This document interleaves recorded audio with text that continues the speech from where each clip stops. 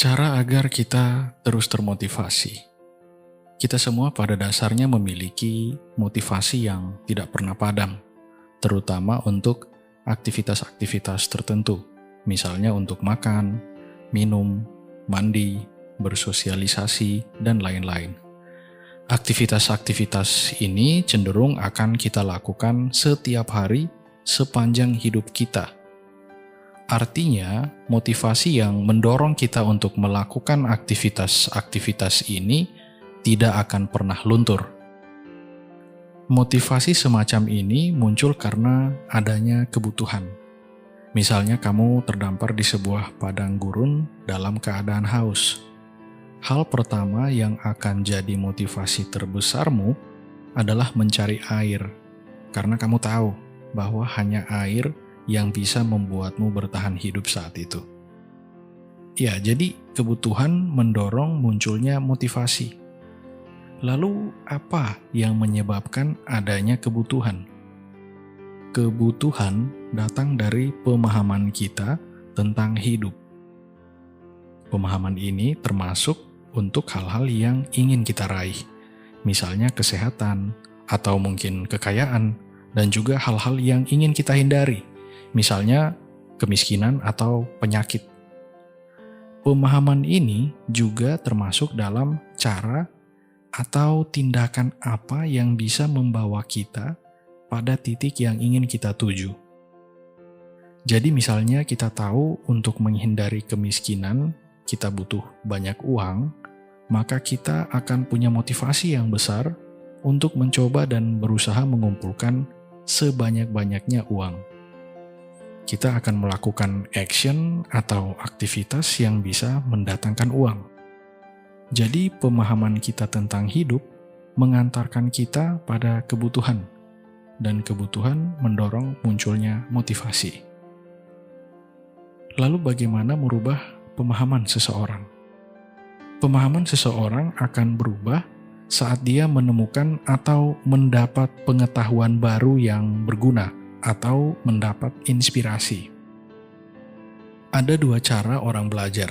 Yang pertama, imitasi, yang berarti orang mendapatkan inspirasi dari pengalaman orang lain. Yang kedua, inovasi, yang berarti orang menemukan inspirasi dari pengalamannya sendiri. Jadi pembelajaran dapat merubah pemahaman atau pengetahuan kita, dan lalu merubah persepsi kita akan kebutuhan, dan akhirnya menciptakan motivasi. Lalu apa yang mendorong orang untuk belajar? Proses belajar itu terjadi saat orang mengalami sebuah krisis, atau sebuah keadaan yang mana dia, satu, tidak tahu posisinya di mana, dua, tidak tahu arah dan tujuan, dan tiga, tidak tahu bagaimana cara menuju tujuannya. Ya, salah satu dari tiga keadaan ini, atau yang paling fatal, ketiga-tiganya. Jadi krisis mengarahkan orang untuk belajar, agar mendapatkan solusi, ilmu, atau inspirasi. Nah, dari mana datangnya sebuah krisis?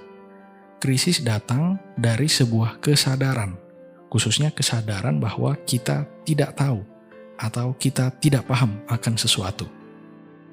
Nah, inilah yang dinamakan lingkaran motivasi. Kesadaran, krisis, pembelajaran, pemahaman, kebutuhan, dan motivasi. Lalu kembali lagi pada kesadaran. Oke, saya coba jelaskan bagaimana cara kerja lingkaran ini dalam sebuah contoh. Kita ambil contoh orang yang mau ke suatu tempat. Karena dalam hidup, orang selalu berpindah tempat, posisi, status, atau jabatan. Katakanlah kita lagi on the way ke restoran favorit pakai mobil, melewati jalan yang tiap kali kita lewati setiap ke restoran itu.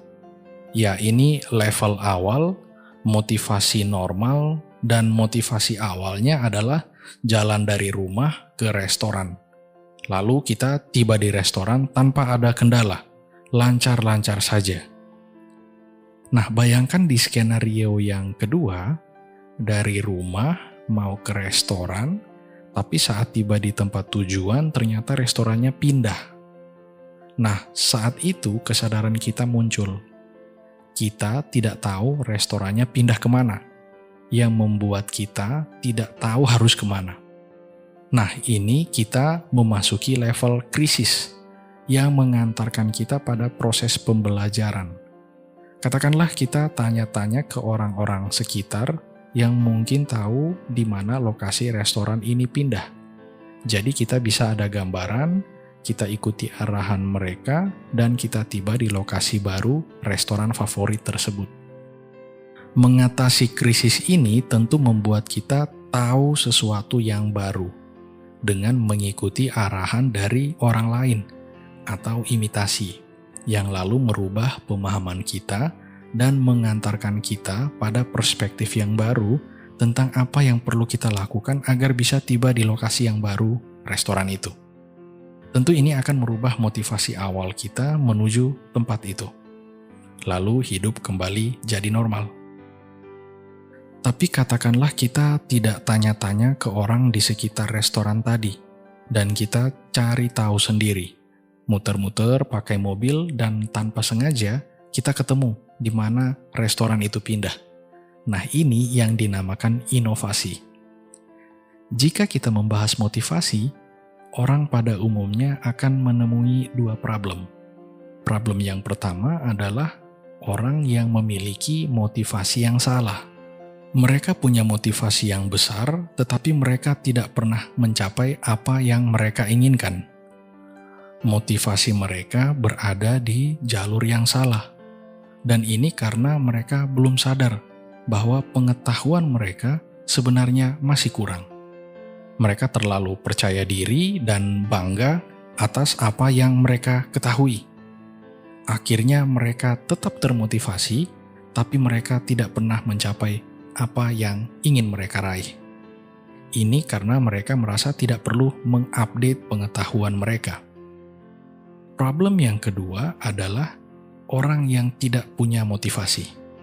Ini karena mereka terjebak di dalam krisis, yang mana mereka sadar bahwa mereka tidak punya pengetahuan yang cukup, tetapi mereka tidak pernah terlibat dalam proses pembelajaran yang serius, yang siapa tahu bisa memberi pengetahuan yang baru, yang mungkin bisa membantu mereka keluar dari krisis yang mereka alami.